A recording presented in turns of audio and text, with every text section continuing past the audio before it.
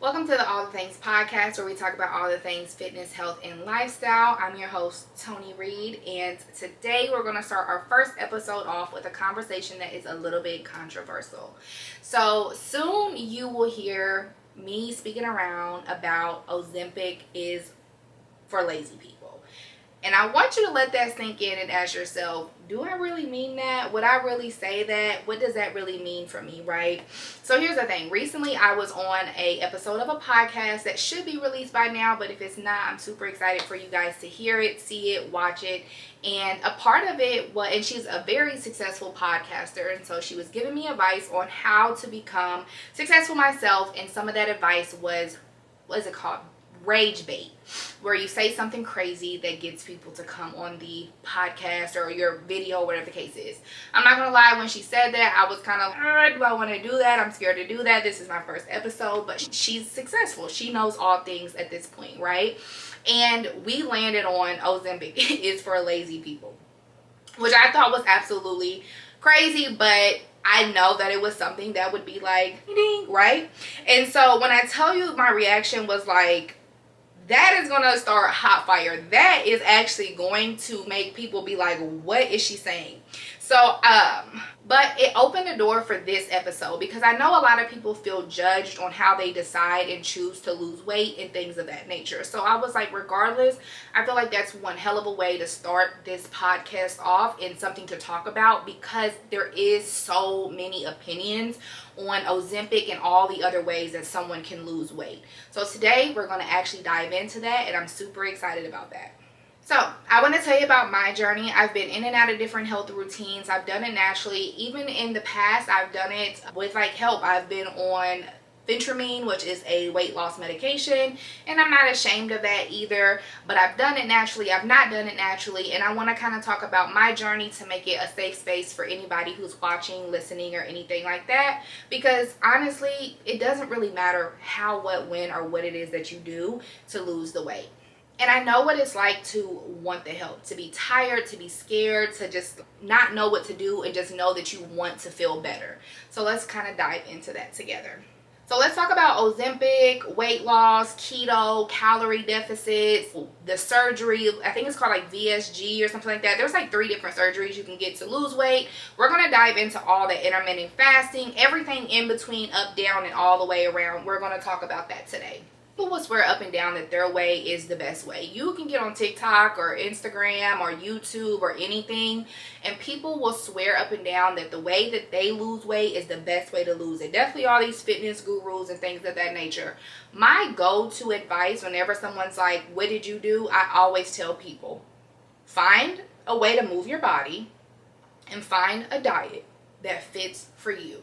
Regardless if that's Pilates, if that's kickboxing, if that's hot girl walks, whatever it is, find something that fits you, that you can stick to and stick to it. Find a diet that you can stick to and stick to it. Everybody is not the same. It's not losing weight is not like a cookie cutter thing. You can't be just like hand it all out. Everybody gets the same exact shape. It just does not work that way.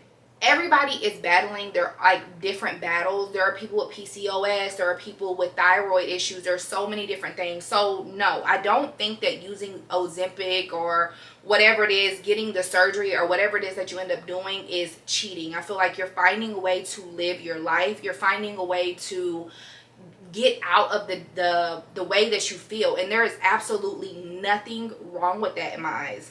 You really have to do what you have to do to not die. That's really what it is. A lot of people don't want to admit that when you are unhealthy, I won't even say bigger, when you are unhealthy, you are one step away from where we don't want to go, or health issues and things of that nature. You guys may have seen pictures of me before in the past and my neck was black. That's a sign of diabetes or pre-diabetic. Though I never got diagnosed with diabetes, the signs were there outside of my body weight. My face color was changing. My neck color was changing. So you do what you have to do to make yourself better. And that's really all that matters. Do you, like, people, when they say that like people cheated to get the surgery, do y'all think that people who got the surgery, who went under anesthesia, wanted to do that? No, they felt like they had to do that. They felt like they needed to do that. And who really cares? If you do it naturally, if you've been able to do it naturally, that's amazing, because that means like there's a discipline factor in that. But if you don't, who cares? That's amazing too. You one day woke up and said, today is the day that I'm going to do what I have to do to make sure I am a better me. And there's absolutely nothing wrong with that. We need to stop projecting our expectations on other people. We need to stop making people feel like they have to do something. When people decide to lose weight and get healthy, they literally wake up one day and they tell themselves, today is the day I am choosing to make myself better. And we should be congratulating that regardless of how they choose to do it. There's absolutely nothing wrong with that. And the truth is, like I just said, there's no one size fits all. There is not a way that all of us can lose weight the exact same way.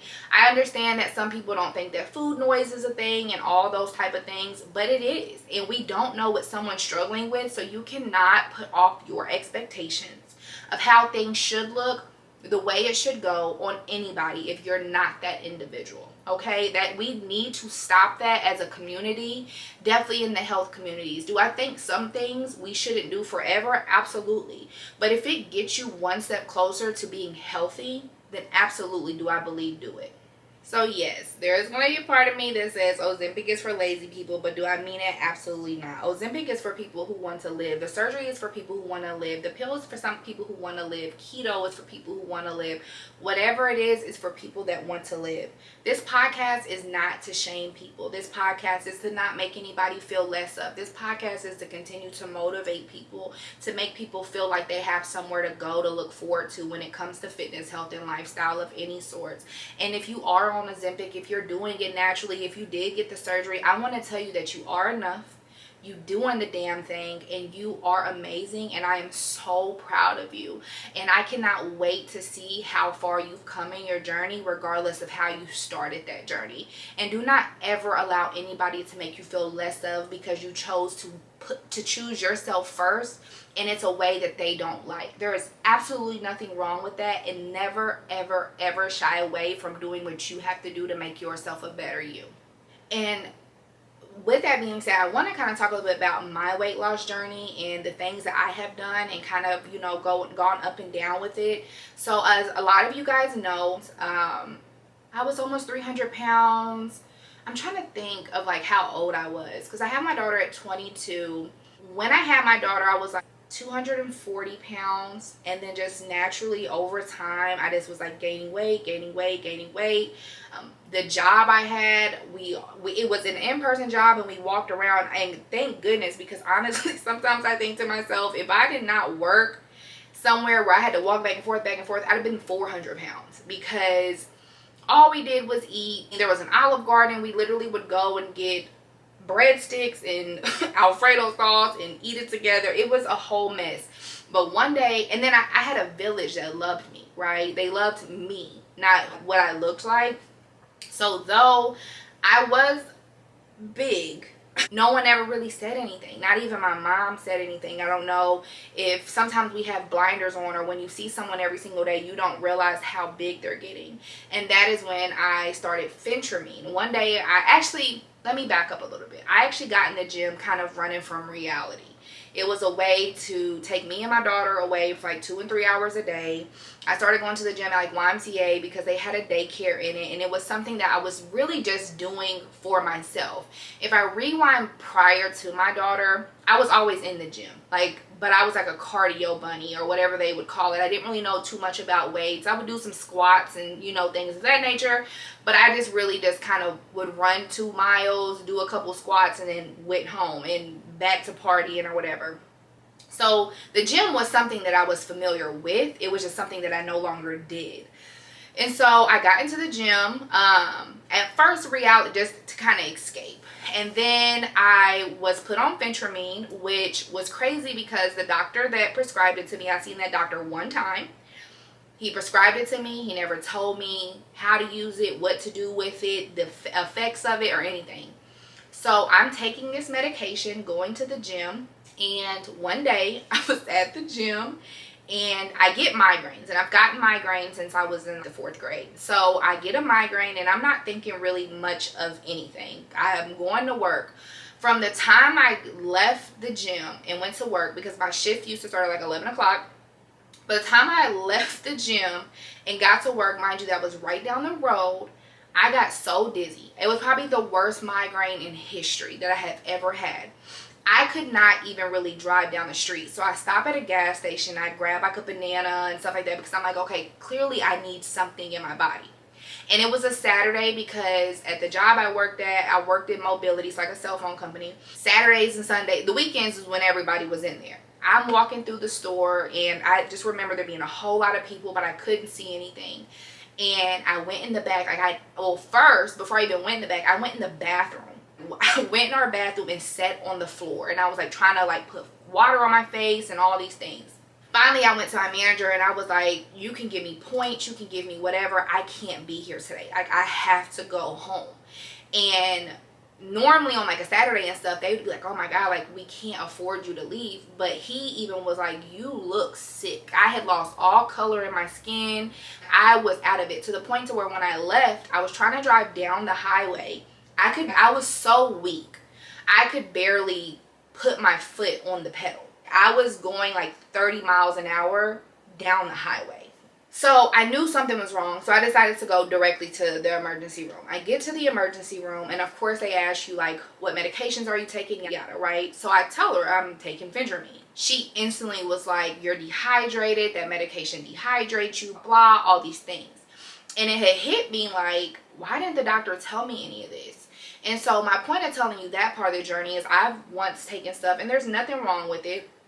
But when you do take it, if you're going to take it, please make sure you're going to a doctor or whatever, and they are actually educating you on how these things can affect your body. Phentermine, the surgeries, the shots, whatever. All of these things can have effects. There's nothing in the world that's going to make you rapidly lose weight and not have an effect on your body. Even if you're doing it naturally, you're going to probably be in a calorie deficit. You're going to probably be cutting carbs and sugars. That type of stuff will cause an effect on your body. Even if you go from like drinking soda every day, a lot of people will say, oh, I need a Coke to get rid of my headache.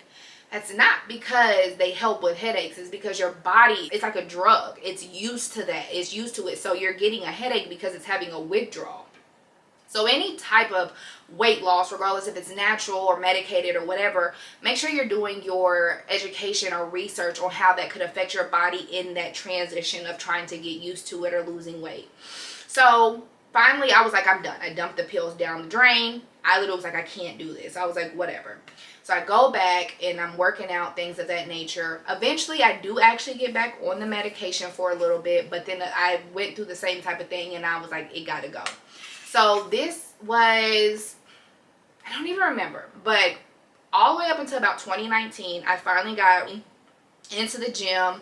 I'm learning how to do stuff, and I lose almost 62 pounds over the course of a few years, probably like 2.5 years, something like that. I lose about 62 pounds. Mind you, I still am not even as small as I am today. I think I got down to like 207 or something like that. Yeah, 207, 216, something like that. And then COVID hit. And on top of COVID hitting, life hit. And over like 3.5 years, I gained half of that weight back. Now, I will say it came back pretty slow. And so I am happy about that. Because in 3 years, about 30-ish, I think it was like 32 pounds or something like that. That's how long it took me to gain that weight back. Which is a pretty slow, but also the thing with slow weight gain is you don't see it until you see it. And that kind of brings me to my current journey. I was in and out of the gym. I could never really get consistent. So this is 2025. I think 2023. I was having a ball. I was out of town every other week, or not every other week, every other month, which meant I was partying, I was drinking, I was doing all the things. I was in the gym, but I really wasn't doing anything to truly be better for myself. Finally, I think at the end of 2023, sometime in 2024, I was like, all right, it's time to buckle down. I am big again. I am unhappy with myself. Again, there's nothing wrong with whatever it is that you feel comfortable in, but for me, I felt so uncomfortable in my skin. I realized it when I was not wanting to take photos anymore. When I was at my biggest, I don't have a lot of pictures of me at my biggest because I wasn't taking pictures of myself. I wasn't happy. I didn't like the way that I looked. And so I got back in the gym, and I'm now on that journey now. I am now down that weight and closer to my goal than absolutely ever. I have tried keto. So when I lost the 60 something pounds, a big part of that was keto. A huge part of that was keto. So does it work? For me, 100% it worked. So that's my point of telling you guys my story is I have tried everything under the book. The reason I was put on phentermine even the second time that I was put on is because I went to a doctor to get the weight loss surgery.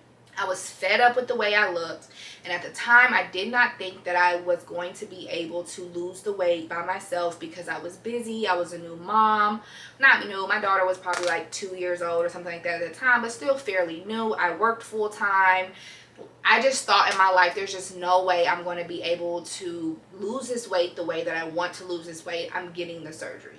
With a doctor that I went to, actually he's still my primary care, shout out to him because he's a phenomenal doctor. He actually was a doctor that helped people lose weight without the surgery. And he did just that.